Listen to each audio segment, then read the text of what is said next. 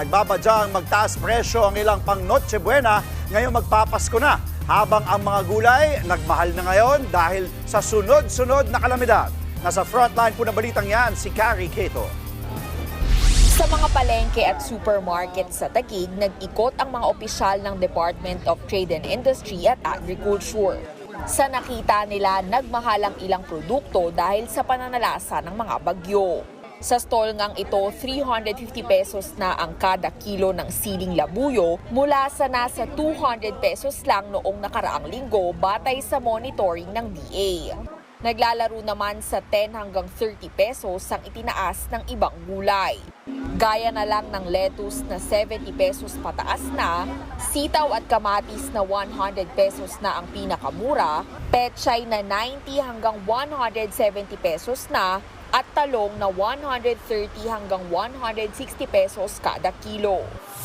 Eto pa, wala pa man ding Disyembre, may mga manufacturer na raw ng Noche Buena items na humihirit ng taas presyo. Kabilang na riyan ang ham, queso de bola, macaroni, condensed milk at cheese. Kabaligtaran naman yan ang tila Christmas wish ng ating mga kapatid. Sana hindi magtaas kasi ngayon nakikita naman natin yung mga nangyayari, mga sakuna, yung una yung bagyo tapos yung lindol sa Visayas, apektado doon. Also, dapat lang hindi itaas yung presyo kasi kawawa naman, lalong-lalo na yung walang-wala talaga po.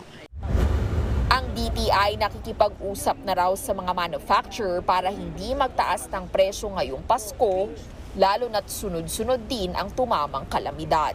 Meron akong nakakausap that will not have any price increase. Merong isa na magro-rollback. So that's actually good news for our consumers. Nagbabalita mula sa Frontline, Carrie Cator, News 5. Mga kapatid, Andre Felix po, manatiling may alam pagdating sa mga mahalagang balita sa loob at labas ng bansa.